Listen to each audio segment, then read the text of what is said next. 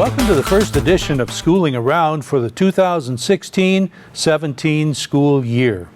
As we record this, we're still a few days away from the actual start of school. The school shopping is still going on, programs are being organized, and folks are trying to get in the fall frame of mind. We spent some time with Superintendent Tim Throne talking about things past, present, and future with our district. More after this.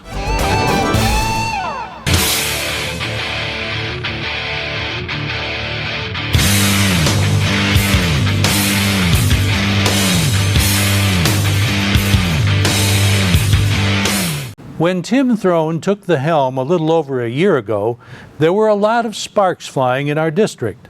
For one thing, former Superintendent William Skilling was trying to expand our international student program with a new dormitory provided by the Wei Ming organization. It would potentially house around 200 Chinese students. Some in our community didn't like that. That was part of the reason Skilling resigned and Wei Ming backpedaled on their plan for now. Tim Throne, who had been Skilling's second in command, was picked to take over.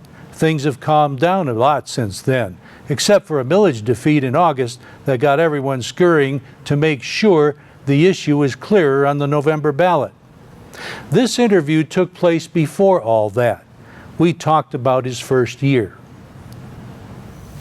When you look back on things over the past year, you feel pretty good about everything? In general, yes. Yeah. Absolutely. I think we've come a long ways in a district in numerous perspectives.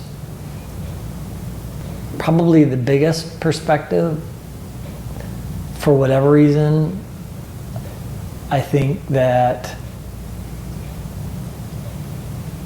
the Board of Education, the administration, I'll just say central office in general, I think we have begun to change the culture and climate in the district and have regained some trust that perhaps was lost in the past. I was just going to say, without trust, it's pretty hard to do things, to make things happen. You certainly can, but it's very difficult, and organizationally you can't move very fast if you don't have trust. In today's day and age, when you have financial pressures, political pressures, community pressures, you need to be able to move quickly. And I'm talking organizationally. And when you have, over 500 employees, a 52 million plus budget, I mean, that's a substantial size organization. Those that can be agile, those that anticipate 2 or 3 moves ahead, those are going to be the successful organizations of tomorrow. Was the job what you thought it would be? Yes and no. Yes, from, I'll say, the running of the business, from the actual daily activities. No, from the emotional energy that it takes. I did not anticipate that at all. More on what he didn't expect after this.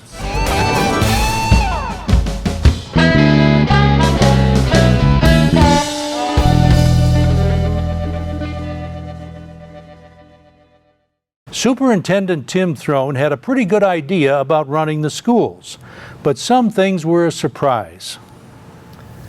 During the winter of this year, and I forget the months, but I'm going to say maybe sometime February through March, I think there was like 5 or 6 weeks in a row that I was going to a funeral home. When you have the number of employees and students that we have in this district, you know, it could be spouses, it could be mothers, fathers, it could be past employees, it could be students. There are things that happen, and I'm telling you, there was a stretch there, John, where it seemed like I was going to a viewing or a funeral every week for weeks on end, and I just did not see that side of the job, the position itself, nor did I anticipate the emotional toll that takes. Didn't have a clue. Did not have a clue. But then on the other side of that coin, on the other side of that coin, you also, from this position, get to see really cool things happening in such a broad perspective that you simply can't grasp at a building level or a department level. And you get to partake in a lot of celebrations, a lot of wins, things like that, that I simply didn't have that perspective before either. Oxford Gives Back was pretty good. Oh my lands, that was awesome. Not only the number of students, the participation, the quantity and quality of work that was done, but that was like for our people, for our community. I think our district does really good, and we're intentional, especially with our IB, of taking action and seeing that action throughout the world. There's something special, really cool, when you take action and it's with your neighbor next door. Yeah, I think a lot of people are impacted by that. Surprising to see how many kids take part in that sort of thing, huh? I think an activity like that, no matter if you're the most popular kid or the least popular, no matter if you're one of the smartest or not, whether you're athletic or not, whether you're artistic or not, independent of who you are as a student or how people view you or categorize you, when you participate in an event like that, I think there's something special that happens inside of you, that in that giving, in that participation, in that knowing that you're doing something for somebody else, I think you receive something back that, I don't know, it's tough to put into words. And then there was Hoopla. Back in a moment. Hey Leonard, you're watching OCTV. One of our outstanding charity events was Hoopla. Throne talks about that and other high points of the year. I thought that was another good event. That was something that, you know, we decided to try at the last minute. We had some planning, but not a ton of pre-planning. Again, we wanted to reach within our community, in this case, a couple of alumni that had played or is playing in the NFL, and not just to bring inspiration to our young students, which that certainly did do that, but allowing students to participate in the hoopla, during the timeout activities, instead of just, I don't know, sitting in the seat and being a spectator. I think everybody there was really a participant. And again, the thing that resulted from that was that we were able to raise a little bit of money to help the Lone Ranger Parade right here in town. If you had to name one thing about the past school year, and I know here we're sitting here and it's almost August already, where I'm sure what's on your mind is more of what's coming up than what has been. But if you had to pick one thing from the last school year that just beams in your mind as being something special, what would it be? One thing. Wow. I think I'd go back to the trust being restored, whether it was between individuals, between schools and central office, whether it was the community and the schools. I think we've been building and repairing some of that trust at a multitude of levels this past year. Mm-hmm. At the end of the day, if you don't have trust, it's really hard to get a lot accomplished. And so I guess I'd probably say that would be the overall thing. And that certainly impacts the culture and climate within the buildings. I think it impacted our ability, our employees took a huge leap of faith when we changed our health care this past year. Not a lot of school districts had went down that road. Not only did we do it, I think we did it really well. We worked through that. There was some give and take on everybody's part, and there were some things that we missed that we came back afterwards and said, okay, yeah, we need to look at this or increase this benefit or do something a little bit different because we didn't know everything going into it. But the trust level in order to make that kind of decision to where we can, then reprioritize our whole pay and benefit package and give steps to our employees was absolutely huge. Employee terminations is always a sensitive area. Tim talks about that next.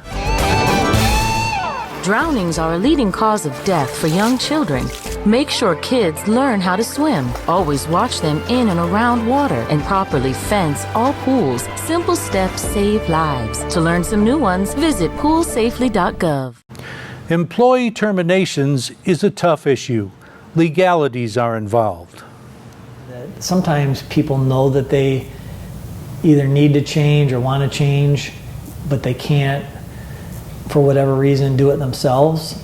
And when you help lead a person through that, when you help them make that decision, I will tell you, behind closed doors, I think there's almost relief on the other side of the table, and that you're helping them do something that, again, for whatever reason, maybe they couldn't do themselves. Is it difficult when you understand the emotions of students and parents, that they don't understand why a change is being made? Is it difficult to listen to them, empathize with them, but know that it's your 100% belief you're doing what's in the best interest of the student and the district in the long run, that there are things that legally we can't talk about? Yeah, that's tough, because I think it would squelch some of that. At the same time, I don't harbor bitterness or I'm not upset with people because they want to, voice their concerns. I totally get that. I just wish that, maybe sometimes we could tell our side of the story more publicly than what we can, that it would make the picture clearer. One of the big projects of this year is the strategic plan.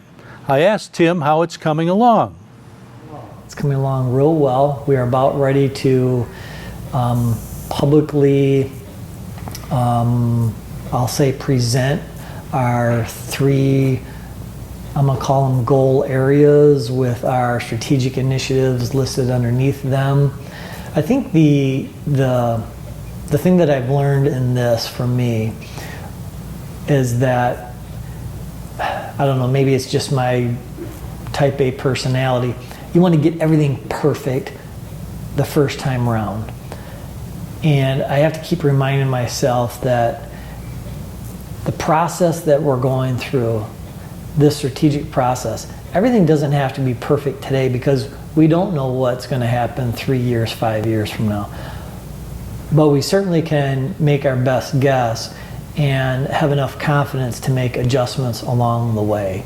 And so that's what we're going to do. We're going to publish basically what our beliefs are today, put everything out there, and if we need to change things down the road, we'll change things down the road. But it's going to, I think, just reinforce a lot of what we've been saying over the past year, and the survey data, the feedback we've received from parents and our community and our students, what's really important to them. And that's where we'll continue to invest. We'll talk about the recent school surveys next. Hey Lakeville, you're watching OCTV. Anyone who looks at the Oxford School website knows about the recent surveys that were taken this year. We spoke with Tim about that. Most of us who've looked at the school website have had a chance to glance at the survey data that you had. I'm not going to pretend to tell you that I read through all of it. Mm-hmm. But certain schools were hit harder than others. Yep. On certain areas. Did any of that surprise you?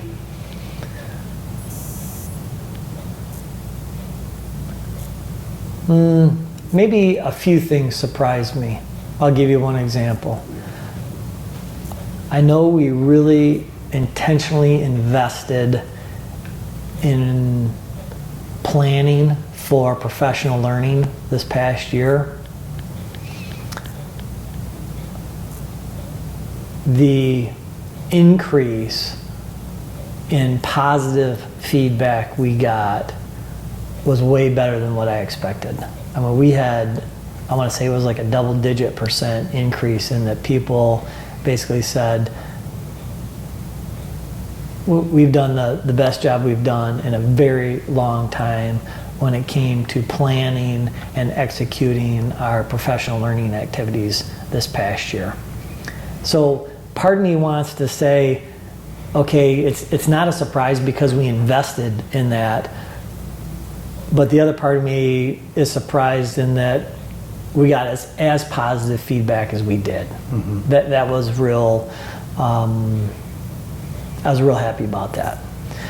You know, on some of the other survey things, whether they're good or bad, in general, I don't think most things surprised us. I think in general, the activities that we did to try and change the culture and climate. I mean, in our administrative offices, we made some investments here. We moved some offices around. We wanted to change it and make it more easier to use for the public and have better access and all those types of things. And so, did it surprise me that our culture and climate was really beneficially impacted? No, that didn't surprise us. I'm glad that the things that we did people appreciated, and that was reflected in those surveys. And so, yeah, so not a ton of things surprised us, I would say. I think it's just one of those markers of many markers that either reinforce what you're thinking or give you pause to say, okay, maybe we need to look at something here or look at something someplace else, or maybe go in a different direction, and that's always beneficial. Any of the negative stuff surprise you?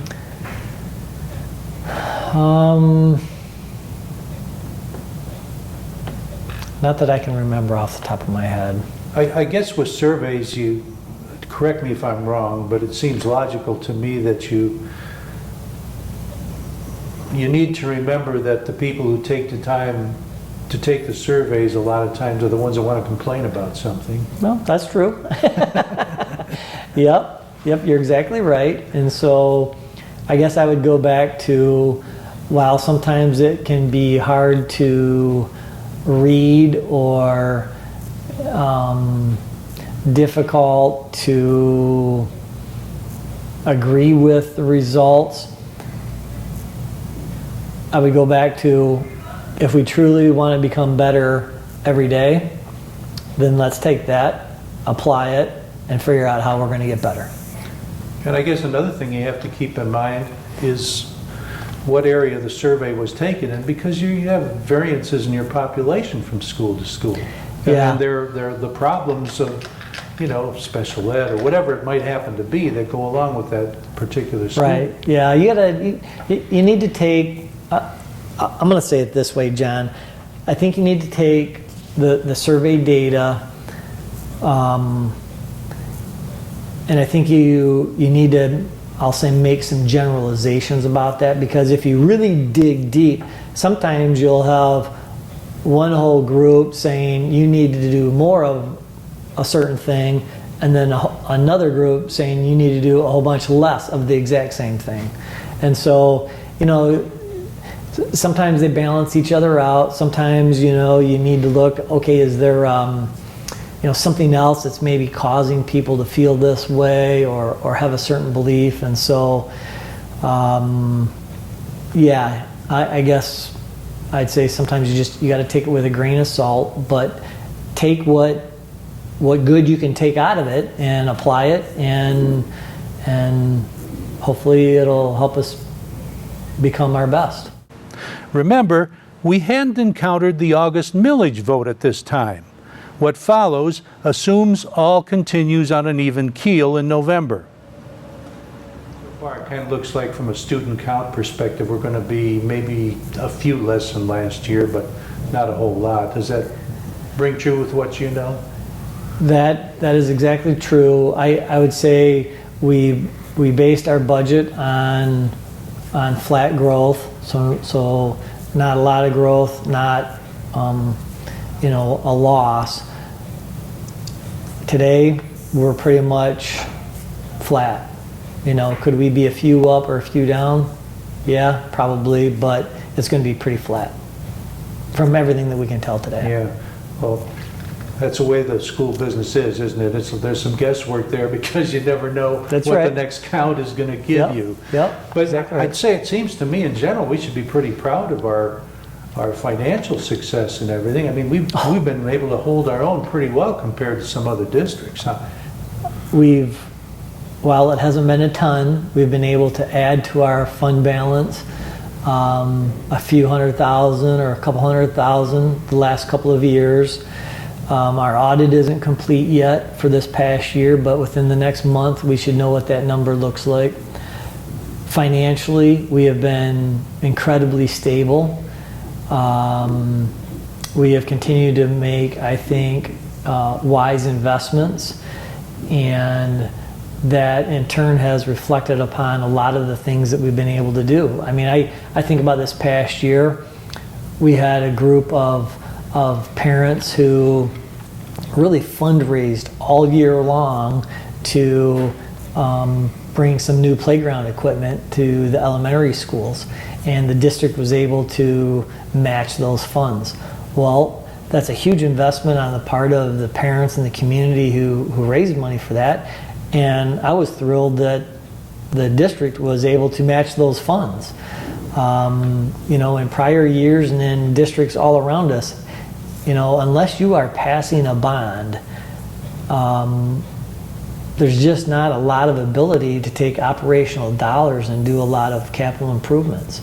But yet somehow, this past year we've made a lot of improvements in our lighting. We've patched more and more holes with our driveways. We kept on top of things. We're putting together our long capital improvement plan over the next 3, 5, 10, 15 years, what that looks like, how much that's going to cost us. And so I think financially we've been right there. Very proud of the district in those regards. Another of our successes has to do with accreditation. Back with that in a moment. Canine Stray Rescue is Oxford's own local dog rescue. Each year they take in hundreds of dogs and bring them into suitable homes. A certified nonprofit organization, Canine Dog Rescue strives to give pound dogs a new leash on life. To donate, adopt, or even volunteer, call them at 248-628-0435 or go to their website, dogsaver.org, and click on the Canine Stray Rescue League link. We had an advanced accreditation visit during the past year. Throne talks about that. Another big win for us, we had our Advanced Ed District Accreditation, and that is good for 5 years. And coming out of that, they had really good things to say about us. We did not have any glaring deficiencies or actions that were mandatory or that were required right away. There's areas of improvement that were noted in that, but overall it was a really good accreditation process for us. And we've begun the process of our schools being reauthorized for IB. OES was the first school to go through that, and they successfully participated in that process this past year, and they were reauthorized as an IB World School. And if we sat down like this again next year, what do you most want to be able to say? I think in one perspective that we survived. I will not lie to you. This first year was took a lot, and I'm glad there's not a lot of first years that are over and over, because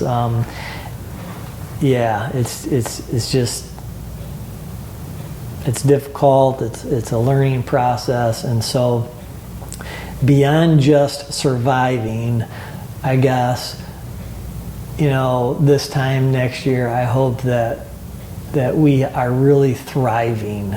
And what I mean by that is that our student growth is increasing, our student achievements increasing. We are becoming more competitive athletically. Our arts programs are reaching towards excellence, that we're able to offer more and more opportunities for students to maybe go out and look at and participate in than they've ever had to before, that we're solid financially. And then, my final question. So, do you still like your job? It's growing on me. Thanks to Superintendent Tim Throne for chatting with us. And thanks to Kyle Snage at the controls, Dan Zweiss at the editing desk, and you for watching.